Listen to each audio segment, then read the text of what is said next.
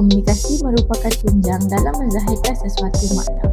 Ianya digunakan dalam kehidupan seharian dan merupakan kegiatan penyampaian sesuatu maklumat dengan pengertian tersendiri.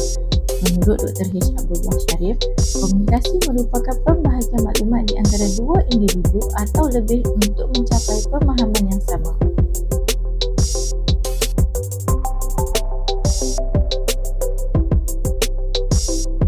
Terdapat pelbagai bidang, aspek dan bidang-bidang yang lain yang berkaitan dengan komunikasi, antaranya aspek perhubungan awam, pengiklanan, kewartawanan dan komunikasi massa. Komunikasi massa merupakan komunikasi yang berlaku melalui penggunaan sesuatu media dalam penyampaian sesuatu maklumat. Inovasi dalam media komunikasi adalah untuk memudahkan penyampaian maklumat agar berkesan. Penggunaan media komunikasi seringkali dikaitkan dengan aspek sosialisasi dalam masyarakat dan negara. Sosialisasi melibatkan proses yang panjang, secara langsung atau tidak langsung. Organisasi yang dipilih adalah Majlis Daerah Pendang, ianya melibatkan aspek pengurusan serta penggunaan media komunikasi massa.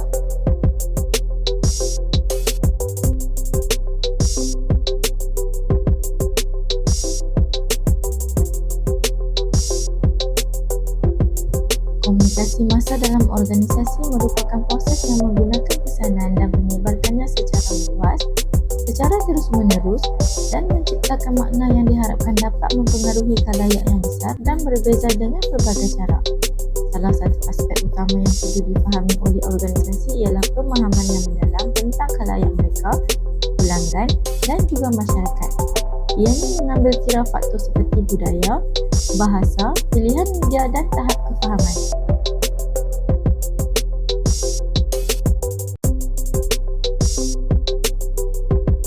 Model komunikasi yang dipilih adalah model persuasif. Persuasif atau pembujukan ialah fungsi komunikasi massa yang mampu mempengaruhi khalayak agar melakukan sesuatu yang bersesuaian dengan apa yang dipamerkan oleh media massa.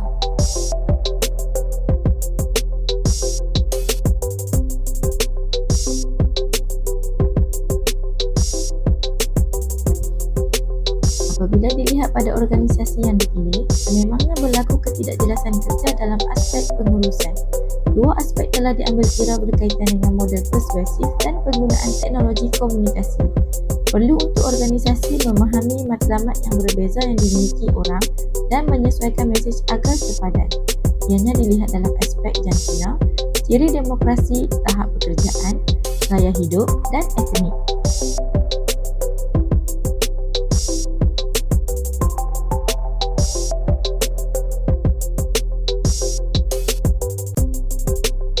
Antara pendekatan yang boleh diambil antaranya ialah betul ansur, ianya melibatkan kerjasama mencari penyelesaian yang dipersetujui oleh semua orang, hala tuju yang jelas, membuat perancangan strategik yang teliti dan menentukan matlamat komunikasi.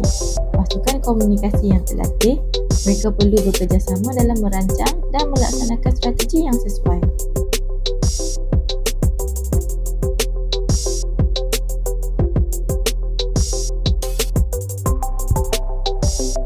Dalam menangani isu komunikasi massa ini adalah penting untuk organisasi memantau liputan media, membuat penilaian dan pembelajaran serta mempunyai pendekatan bersepadu dan strategik.